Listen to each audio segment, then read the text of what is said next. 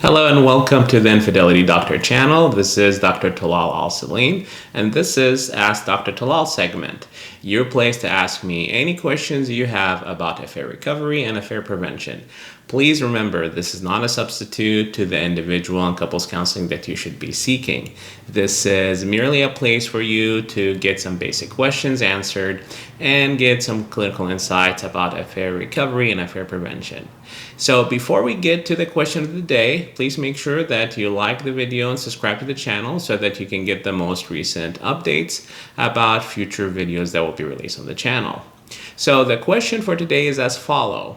I feel the urge to expose the affair. Will this make things worse or better? So it is a common feeling to have for the betrayed to want to tell people about the discovery of the infidelity.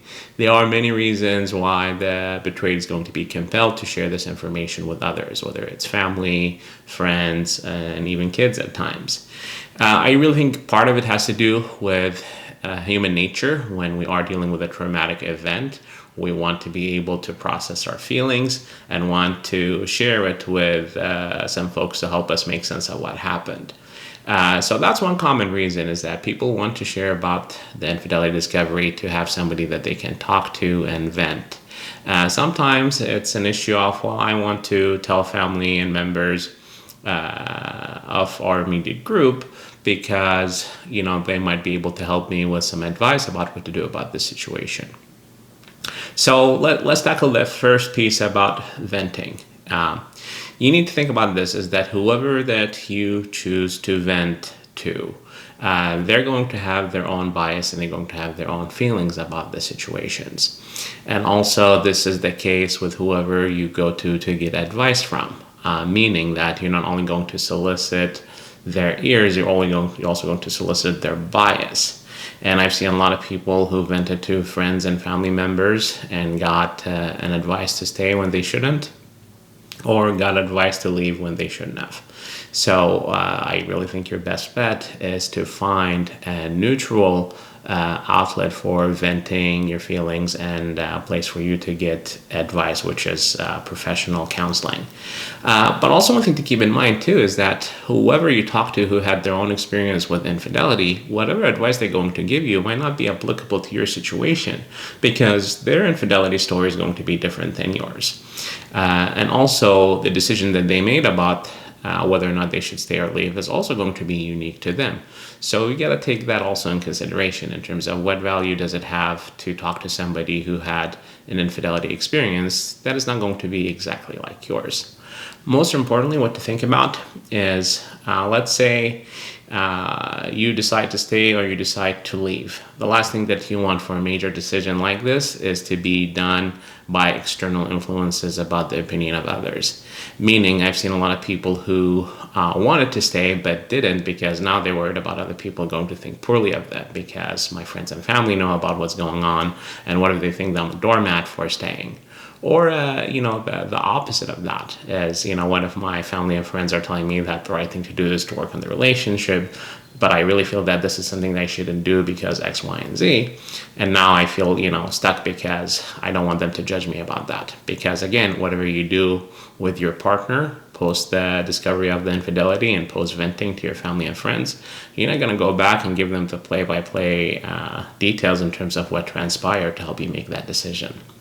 One thing I also want you to keep in mind, this is something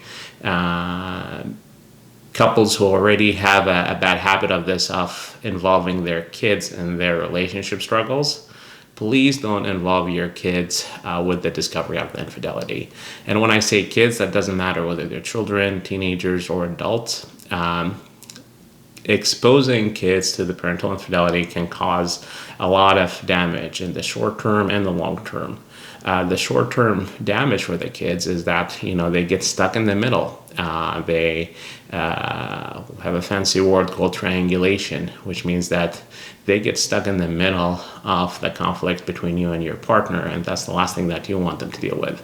And sometimes you have kids have to end up playing adult roles that they're not ready to do, because mom and dad, or mom and mom and dad are having conflict about a discovery of infidelity, and now they are preoccupied with the depression and anxiety, and they're not taking care of the household and not taking care of the other younger siblings.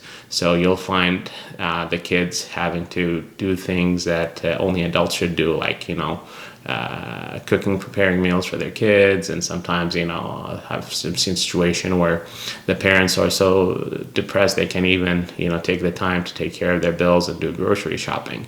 So you don't want to put that on a kid who is not ready to deal with those issues.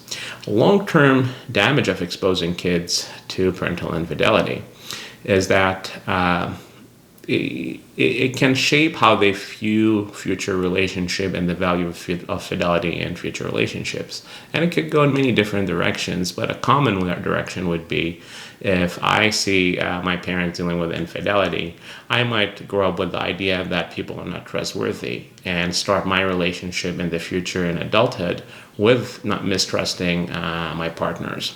Sometimes it becomes an issue of seeing infidelity as something that's not a big deal. I've seen it in my household.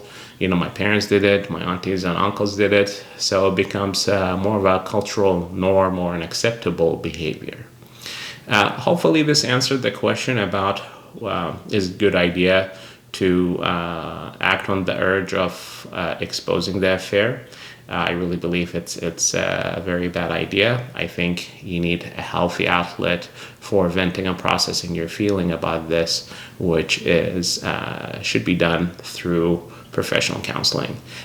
Please feel free to leave your comments about the answer that you heard below, as well as any questions that you'd like to see me answer in the future. Until then, be well, be safe, and embrace the possibility for a brighter future. Take care.